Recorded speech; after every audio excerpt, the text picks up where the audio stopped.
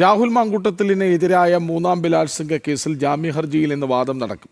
പത്തനംതിട്ട ജില്ലാ സെഷൻസ് കോടതിയാണ് ഇന്ന് വാദം കേൾക്കുക.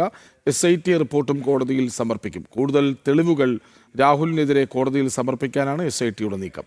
നേരത്തെ തിരുവല്ല മജിസ്ട്രേറ്റ് കോടതി രാഹുലിന് ജാമ്യം നിഷേധിച്ചിരുന്നു.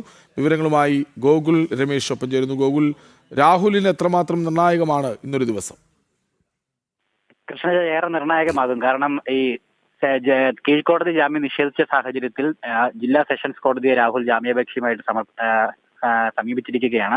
ഈ തിങ്കളാഴ്ചയാണ് ജില്ലാ സെഷൻസ് കോടതിയിൽ ജാമ്യ ഹർജി നൽകിയത്. അതിനുശേഷം SITയുടെ റിപ്പോർട്ട് കോടതി തേടിയിട്ടുണ്ടായിരുന്നു. ആ റിപ്പോർട്ട് ഇന്ന് സമർപ്പിക്കും. അത് പരിശോധിച്ചതിന് ശേഷമായിരിക്കും ഈ ജാമ്യ ഹർജിയിൽ വിശദമായിട്ട് ജില്ലാ സെഷൻസ് കോടതി വാദം കേൾക്കുന്നുണ്ടാവുക. പത്തനംതിട്ട ജില്ലാ സെഷൻസ് കോടതിയാണ് ഈ ഹർജി പരിഗണിക്കുന്നത്. പ്രധാനമായിട്ടും ഇന്ന് ഒരുപക്ഷെ വാദം മാത്രം നടക്കാനാണ് സാധ്യത. ജാമ്യ ഹർജിയിൽ ഇന്ന് വിധി ഉണ്ടാവുകയില്ല. ഇന്ന് വിശദമായിട്ടുള്ള വാദം കേട്ടതിന് ശേഷം വിധി പ്രസ്താവം മറ്റൊരു ദിവസത്തേക്ക് മാറ്റിവെക്കാനുള്ള സാധ്യതയാണ് നിലവിൽ നിയമവിദഗ്ധരടക്കം ചൂണ്ടിക്കാട്ടുന്നത്.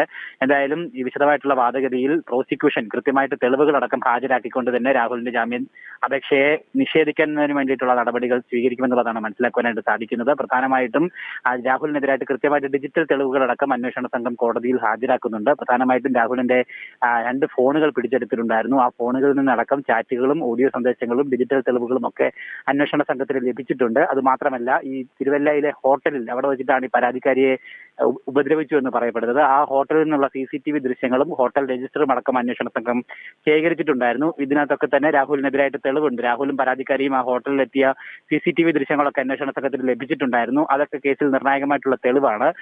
അതുകൊണ്ട് തന്നെ ആ കാര്യങ്ങളൊക്കെ ചൂണ്ടിക്കാട്ടിക്കൊണ്ടായിരിക്കും പ്രോസിക്യൂഷൻ വാദം. മറുഭാഗത്ത് പ്രതിഭാഗം വാദിക്കുന്നുണ്ടാവുക പ്രധാനമായിട്ടും ഈ കുറ്റം നിലനിൽക്കുന്നതല്ല എന്നും ഇത് കെട്ടിച്ചമച്ച ഒരു പരാതിയാണ് എന്നതടക്കമുള്ള വാദങ്ങളായിരിക്കും ഉന്നയിക്കുന്നുണ്ടാവുക. അവർ അതേ വാദം തന്നെയായിരുന്നു മജിസ്ട്രേറ്റ് കോടതിയിലും തിരുവല്ല മജിസ്ട്രേറ്റ് കോടതിയിലും ഉന്നയിച്ചിരുന്നത്. പ്രതി ഒരു ജനപ്രതിനിധിയാണ്. അതുകൊണ്ട് തന്നെ മനഃപൂർവ്വമായിട്ട് ഇത്തരത്തിലുള്ള ഈ പരാതി കെട്ടിച്ചമക്കുകയാണ്. മാത്രമല്ല, പ്രതിയെ അപമാനിക്കുക എന്നുള്ള ഉദ്ദേശത്തിൽ അങ്ങനെയുള്ള രീതിയിലുള്ള നടപടികളൊക്കെയാണ് എന്നുള്ള വാദങ്ങളൊക്കെയാണ് പ്രധാനമായിട്ടും പ്രതിഭാഗം നടത്തുന്നത്. എന്തായാലും തിരുവല്ല 1ാം ക്ലാസ് ജുഡീഷ്യൽ മജിസ്ട്രേറ്റ് കോടതി പ്രതിഭാഗത്തിന്റെ വാദങ്ങളെല്ലാം തന്നെ തള്ളിക്കളഞ്ഞുകയും ഈ കേസിൽ ബലാത്സംഗം നിലനിൽക്കുന്നതാണെന്ന് കണ്ടെത്തുകയും ചെയ്തിട്ടുണ്ട്.